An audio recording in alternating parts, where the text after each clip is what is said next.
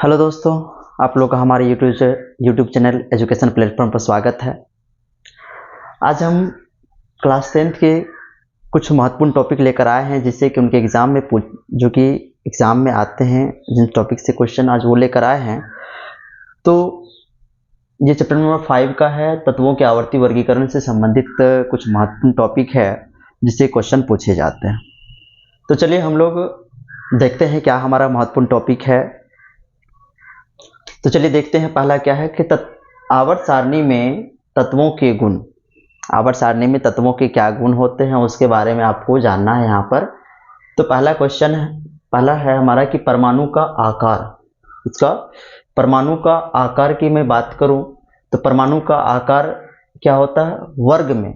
जैसे आपको पता है कि आवर्त सारणी में ये वर्ग होती है ऐसे, और ऐसे जो होते हैं तो ये क्या होते हैं आवर्त होते हैं। ठीक है, तो इधर ये वर्ग हो गया और ये इधर होगा आपका आवर्त। तो आप याद रखेंगे कि आवर्त सारणी में क्या होता है कि वर्ग में ऊपर से नीचे आने पर परमाणु का आकार बढ़ता है, और आवर्त में बाएं से दाएं जाने पर यह घटता है। फिर से देख लीजिए, बहुत ही इंपॉर्टेंट है ये सभी चीजें।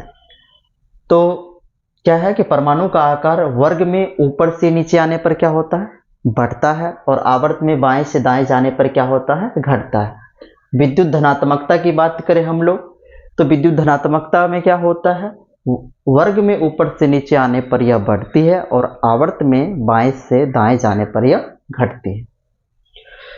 उसके बाद अगर हम लोग देखेंगे तो आयनन ऊर्जा की मैं बात करूं तो आयनन ऊर्जा भी क्या होता है, ध्यान रखना, आयनन ऊर्जा क्या होता है वर्ग में ऊपर से नीचे आने पर घटती है तथा आवर्त में बाएं से दाएं जाने पर क्या होती है यह बढ़ती है। उसके बाद है विद्युत ऋणात्मकता की बात करें हम लोग तो वर्ग में ऊपर से नीचे आने पर यह घटती है और आवर्त में बाएं से दाएं जाने पर यह बढ़ती है, ध्यान रखिएगा।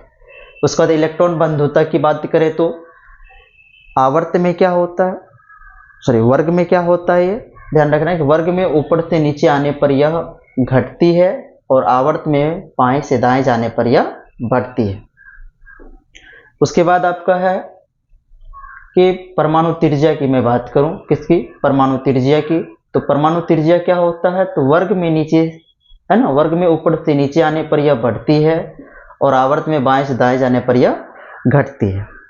उसके बाद अगर हम लोग बात करें संयोजकता की तो संयोजकता क्या होता है याद रखिएगा, किसी वर्ग में ऊपर से नीचे आने पर संयोजकता अपरिवर्तित रहता है, जबकि अगर आप किसी आवर्त में चलेंगे तो आवर्त में पहले 1, 2, 3 तथा 4 तक जाती है और पुनः 1 से बढ़कर 4 तक जाती है और पुनः जो है वह क्रमशः जो है घटकर 3, 2, 1 हो जाती है। ठीक है, होती है। तो आप इस बात का ध्यान रखिएगा कि आवर्त में बाएं से दाएं जाने पर संयोजकता 1 से 4 तक बढ़ती है, फिर 4 से घटना शुरू हो जाती है और फिर घटकर 1 तक आती है। ठीक है, तो आप इस चीज को ध्यान रखेंगे। ठीक है, तो आप इस बात का ध्यान रखेंगे। तो ये कुछ महत्वपूर्ण चीजें हैं जो आपके एग्जाम के व्यू से बहुत ही इंपॉर्टेंट है, तो आप याद रख सकते हैं इसको। उसके बाद हम लोग देखें तो कुछ और अन्य जो पॉइंट है जो इस चैप्टर से पूछे जाते हैं। तो जैसे अगर ये पूछे कि अभी हमारे पास ज्ञात तत्वों की संख्या कितनी है तो आप क्या बोलेंगे 118 तत्व ज्ञात है। प्रकृति में प्राप्त तत्व कितने हैं तो 94 है। क्वेश्चन है कि ये भूपर्पट्टी में सबसे अधिक मात्रा में पाए जाने वाला तत्व कौन सा होता है तो भूपर्पट्टी है ना, तो ये आप याद रखेंगे ऑक्सीजन है। कौन सा है ऑक्सीजन है। उसके बाद है कि भूपर्पट्टी में सबसे अधिक मात्रा में पाए जाने वाला धातु, ध्यान दीजिएगा तत्व है और यहाँ धातु तत्व है ना, जो धातु वाला होगा। तो आप याद रखेंगे भूपर्पट्टी में सबसे अधिक मात्रा में पाए जाने वाला तत्व पूछे तो ऑक्सीजन, या धात्विक तत्व पूछे या धातु तत्व पूछे तो वो आपका कौन सा हो जाएगा एल्यूमिनियम हो जाएगा। कौन सा एल्यूमिनियम। सबसे हल्का तत्व पूछे तो आपका हाइड्रोजन है। सबसे हल्का तत्व कौन सा है हाइड्रोजन है। सबसे भारी तत्व पूछे तो आपका ऑस्मियम है। ठीक है, और उसके बाद जो है आपका सबसे हल्की धातु पूछे तो वह सबसे हल्की धातु तत्व पूछे, धातु तत्व, तो आप याद रखेंगे लिथियम है। सबसे हल्की धातु तत्व कौन सा है? लिथियम है। विद्युत की सबसे अच्छी सुचालक की बात पूछे तो आपका क्या हो जाएगा? चांदी हो जाएगा। तो याद रखिए ग्रेफाइट भी क्या है? विद्युत का सुचालक है, लेकिन अगर ज़्यादा सुचालक कौन सा है वह पूछे तो आप याद रखेंगे चांदी, सिल्वर सबसे अधिक सुचालक तत्व है। सबसे अधिक क्रियाशील अधातु पूछे तो आप याद रखोगे फ्लोरीन। अगर वहीं पर धातु पूछेगा तो आप याद रखेंगे सीजियम। कौन सा? सीजियम। सबसे अधिक क्रियाशील धातु पूछे तो सीजियम, सबसे क्रियाशील अधातु पूछे तो आपका फ्लोरीन होगा। सबसे अधिक विद्युत ऋणात्मक तत्व पूछे तो ये आपका फ्लोरीन ही होगा, और सबसे प्रबल ऑक्सीकारक भी पूछे तो वह भी क्या होगा? आपका फ्लोरीन होगा। ध्यान रखना है इस बात को। उसके बाद अगर मानव शरीर में सर्वाधिक मात्रा में पाए जाने वाला तत्व कौन सा है? मानव के शरीर में भी सर्वाधिक मात्रा में पाए जाने वाला तत्व भी आपका कौन सा है? वह आपका ऑक्सीजन है। ध्यान रखना है इस बात को। मिट्टी के तेल में डुबाकर रखे जाने वाले जो पदार्थ है या तत्व है वो आपका सोडियम है। कौन है? सोडियम है। कौन सा है? सोडियम है, याद रखेंगे। उसके बाद हड्डियों एवं दांतों का निर्माण करने वाला जो तत्व होता है, तो आपको पता है कि हड्डियों और दांतों में जो है क्या होता है? कैल्शियम होता है। क्या होता है? कैल्शियम होता है। इस बात का ध्यान रखिएगा। ये आपका कुछ महत्वपूर्ण ऑब्जेक्टिव है, तो आप इस चीज़ को याद रख लीजिएगा, क्योंकि इससे आपके एग्जाम में क्वेश्चन रहने की बहुत सारी संभावना है। जैसे कि इससे पीछे मैंने कुछ वीडियो तत्वों के आवर्ती वर्गीकरण से डाला हुआ है, से संबंधित दिए हुए हैं, तो आप उस वीडियो को जाकर देख लीजिए, क्योंकि कुछ महत्वपूर्ण ऑब्जेक्टिव है जिससे कि जो कि आपके एग्जाम में पूछे जाने की संभावना 100% है। ठीक है, तो आप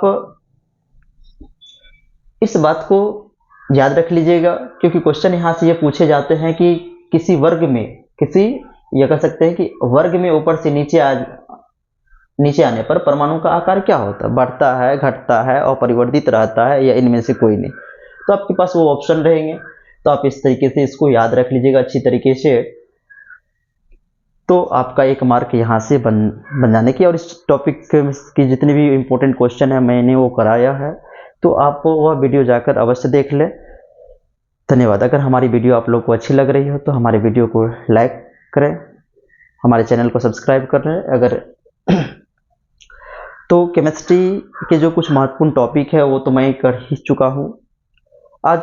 अब लगभग मैं कह सकते हैं कि ये केमिस्ट्री का पार्ट 1, ये पार्ट 3 होगा आपका।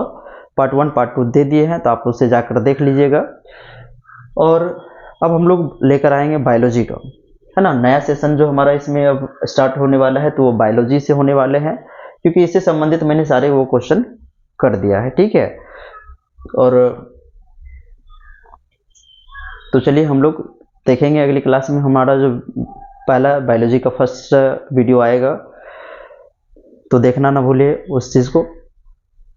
धन्यवाद आप लोग का।